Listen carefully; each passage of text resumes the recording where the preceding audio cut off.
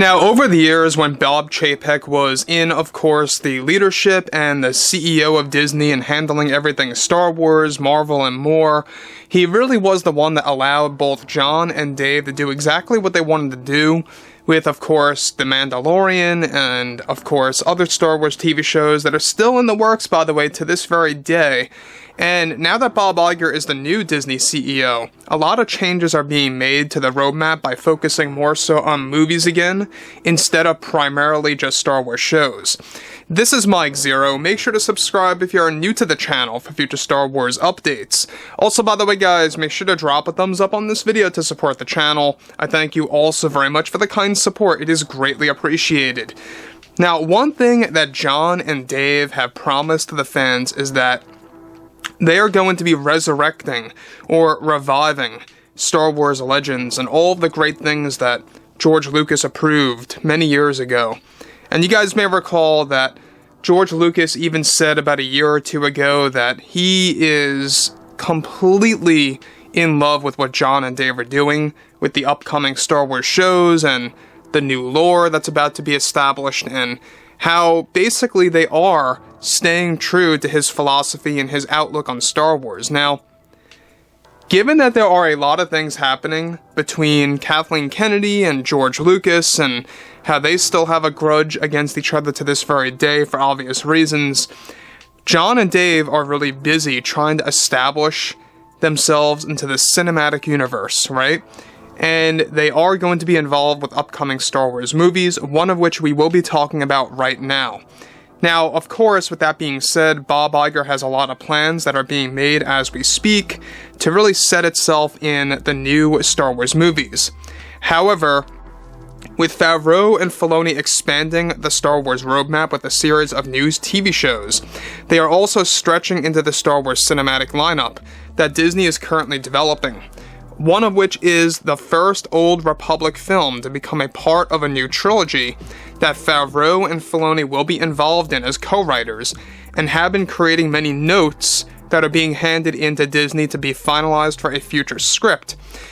Now, as of now, the structure of the first Old Republic movie by Favreau and Filoni that will eventually involve a main writer is set to feature the origin story of Empress Valen and Darth Vitiate as one of the new tales. The film is set to bounce back and forth throughout time and different years of the Old Republic to show the stories of different groups of characters. So let me just pause here for a second. If you guys have not been in the loop about the Old Republic, it takes place thousands and thousands of years before the events of the Phantom Menace. This is not like the High Republic, in which it takes place hundreds of years before. The Old Republic takes place thousands, and they are sticking to that becoming canon. They want to make it that in canon it is still going to be thousands of years before Episode 1.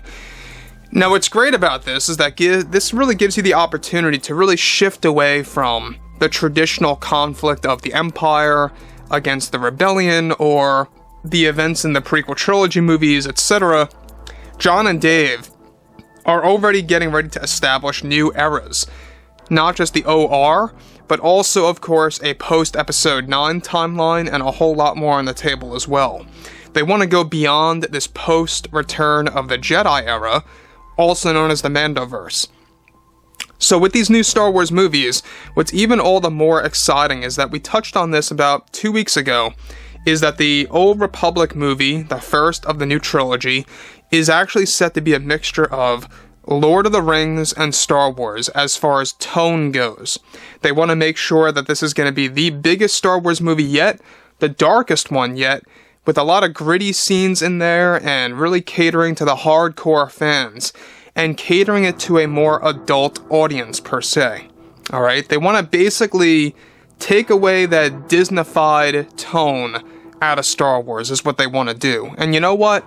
I respect that 100%. Now, moving on to the next thing.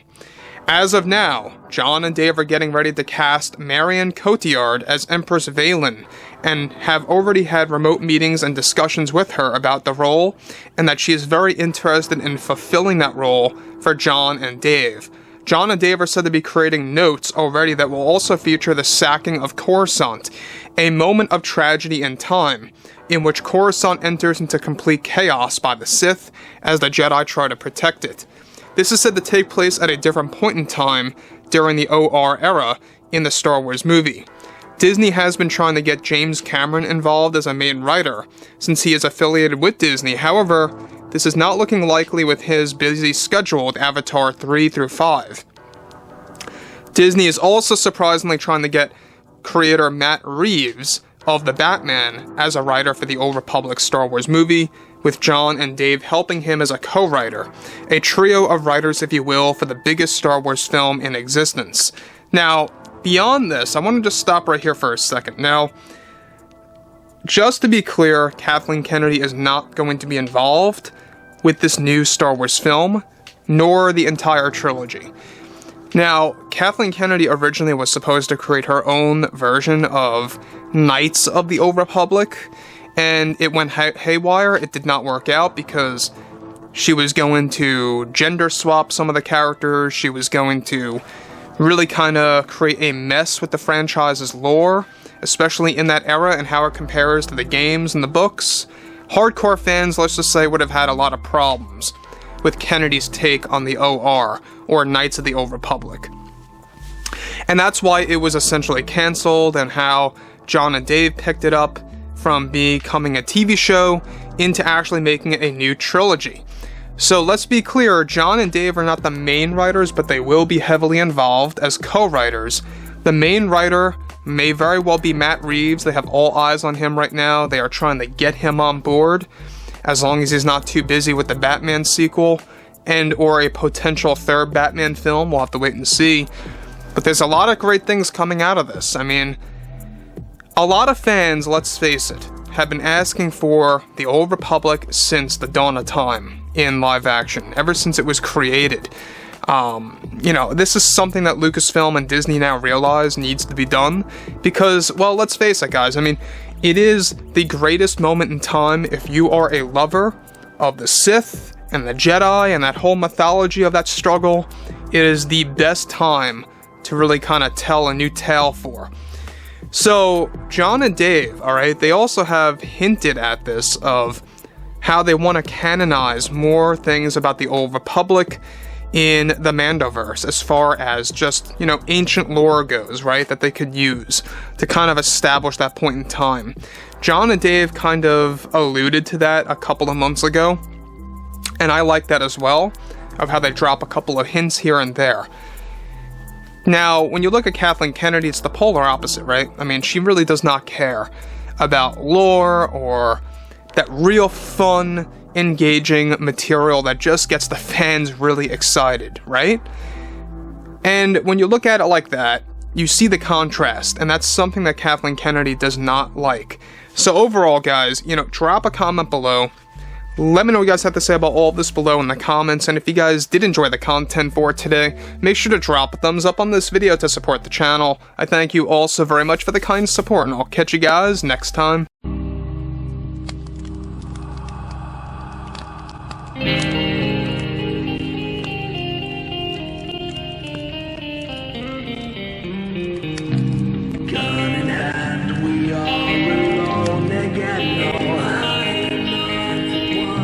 From night to moon, we hear them moans again. No.